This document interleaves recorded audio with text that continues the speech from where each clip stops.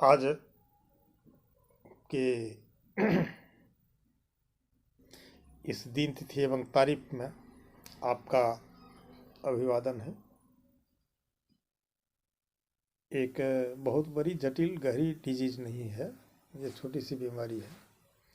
इसको कहते हैं हम लोग यौवन आरंभ के रोग।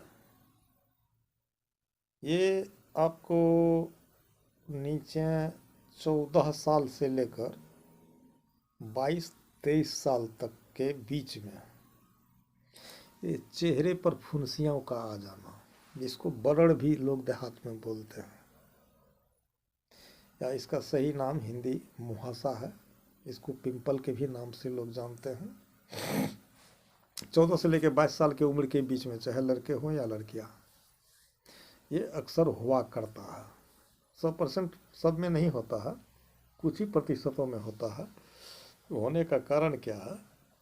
यह कोई स्किन इन्फेक्शन नहीं है। फिर है क्या? ये हमारे आपके शरीर में एक हार्मोन्स होता है,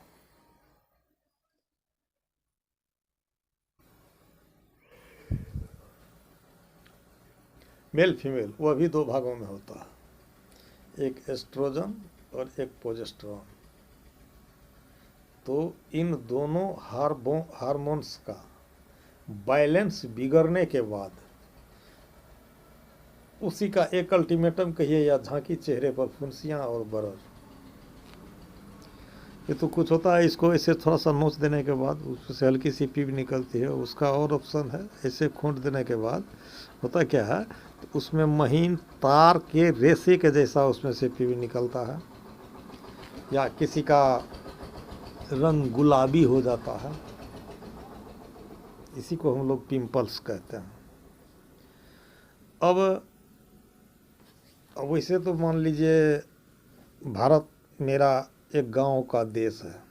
शिक्षा समानताएं पैरेलल में नहीं है। जहां लोग सचेत हैं, जहां लोग बुद्धिजीवी हैं, इसका उपचार तो होम्योपैथ में साधारण सी दवाई से है। वैसे इस चेंजेस को समझने के पहले काफ़ी परेशान होते हैं लोग। कोई नींबू का रगड़ते हैं, कोई कुछ जड़ी बूटी इत्यादि, या फेस क्रीम पर उसको कंट्रोल करना चाहता है, लेकिन ऐसा होता नहीं है। वह काफ़ी दिन परेशान करता है। इसके लिए मैं आप लोगों के सेवा में 2-3 दवाइयाँ सामने रख रहा हूँ, जो दवाइयाँ होम्योपैथिक की होगी।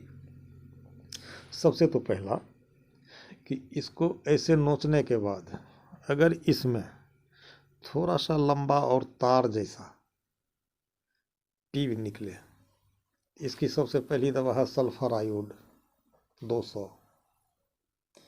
दूसरी दवाई है एंटीमोनियम क्रूडम 200। उसके बाद तीसरी दवाई आती है बर्बरिस एक्विफोलियम। यहाँ पर कंफ्यूज ना होंगे, इस नाम की 2 दवाइयाँ हैं होम्योपैथिक डिवीज़न में।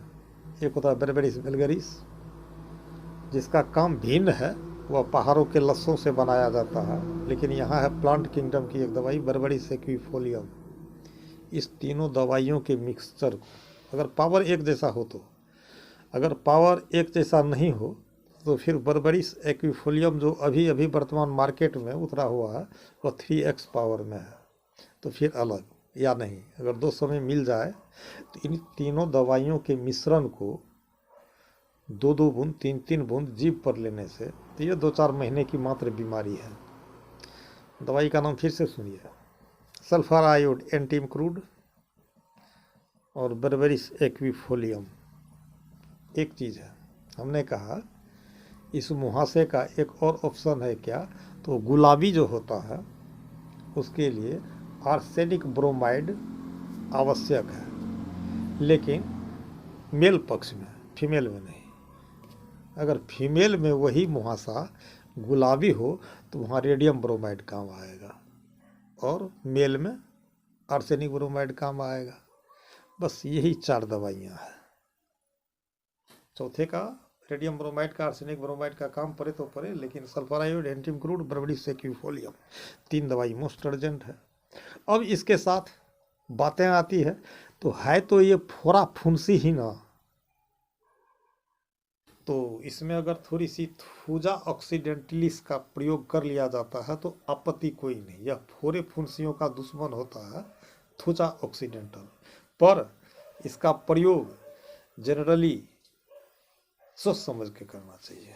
वैसे नहीं भी सोच समझ करके करें तो होम्योपैथ की दवाई कोई प्रतिक्रिया लाती है ऐसी कोई बात नहीं, तो वो लाभ नहीं है। थूजा के बंदे अक्सर हाँ मोटे तगड़े होते हैं, लेकिन यह क्रांतिकारी और कैरेजियस नहीं होता है, तुनुक मिजाजी नहीं होता है। क्या होता है तो ये भयभीत होता है। अब आप जैसे किसी मित्र से हाथ मिलाते हैं तो पूरे हाथ को ऐसे ऐसे मिलाता है, लेकिन थूजा के जो बंदे होंगे वो थोड़ी सी हाथ मिलाएगा, ऐसे पूरा हाथ नहीं मिलाएगा, वो थोड़ा सा हाथ मिलाएगा। ये है सिमिलिया सिमिलियोस होम्योपैथ का, यानी डरपोक, थोड़ी सी हाथ मिलाएंगे। थूजा आवश्यक है। आपने इस दवाई को मैं फिर एक बार पढ़ता हूँ। साधारण सी बात है कि आप गूगल करें पाएँ, पिंपल्स इस बीमारी का नाम है। हार्मोनल डिस्चेंजेस से यह बीमारी हुई है। और दवाई का जो हमने नाम बताया आपको, सल्फराइड एंटीमक्रूड बर्बेरिस एक्विफोलियम और थूजा। गुलाबी हो आर्सेनिक ब्रोमाइड, या लड़कियों में ऐसी हो गुलाबी तो रेडियम ब्रोमाइड। इतनी सारी दवाइयाँ हैं। इस दवाई के प्रयोग से आप इससे 1 2 3 4 महीने के अंदर में रिलीफ में जा सकते हैं। वैसे